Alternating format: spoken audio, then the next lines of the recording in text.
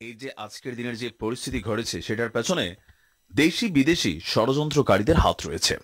চিন্ময় কৃষ্ণ ইসকনের একজন ধর্মীয় গুরু হিসেবে চিহ্নিত হলেও রাষ্ট্র বলছে তাকে গ্রেপ্তার করা হয়েছে ধর্মীয় কোনো ইস্যুতে নয়।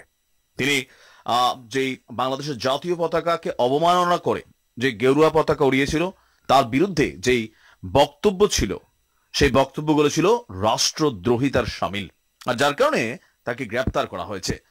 দর্শক, চিন্ময় কৃষ্ণকে মুক্তির জন্য আজকে একটা জীবন দিতে হয়েছে। সারা বাংলাদেশে এই মুহূর্তে অস্থিতিশীল পরিবেশ যখন ঘটছে, তখন ইসকন ধর্মের অনুসারীরা বা ইসকনের অনুসারীরা বা চিন্ময় কৃষ্ণের অনুসারীরা তারা সারা বাংলাদেশে আগামী বুধবার মানে আগামীকালকে যা ঘটাতে যাচ্ছে, আমি জানি যে আগামীকাল আরো কতগুলো জীবন ঝরে যায়।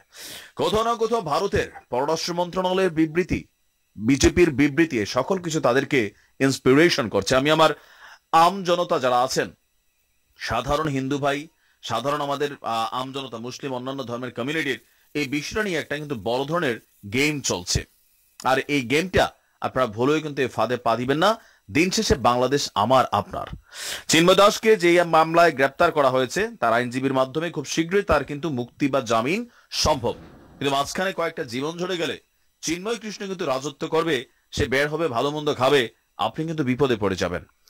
দর্শক, আগামীকালকে বুধবার অধ্যক্ষ চিন্ময় কৃষ্ণ দাস ব্রহ্মচারীর যদি জামিন না দেয় আদালত, তাহলে কারাগার অভিমুখেই লং মার্চ দেওয়ার ঘোষণা দিয়েছে সম্মিলিত সনাতনী জাগরণ জোটের নেতারা। আপনি বিষয়টা বুঝতে পারছেন?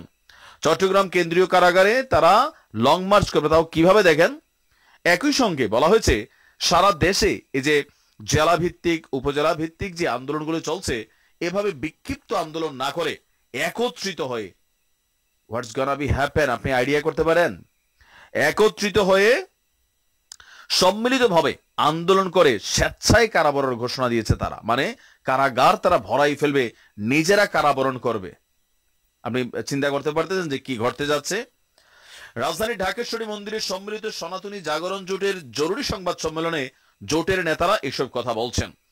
সংবাদ সম্মেলনে সম্মিলিত সনাতনী জাগরণ জোটের প্রতিনিধি প্রসেনজিৎ বলছেন, আমরা গতকাল যে সোমবার সমাবেশ করছে সেখানে একদল দুষ্কৃতিকারী উগ্রবাদী লোক অমানবিকভাবে আমাদের উপর হামলা চালিয়েছিল, এতে 30 জন আহত হয়েছে।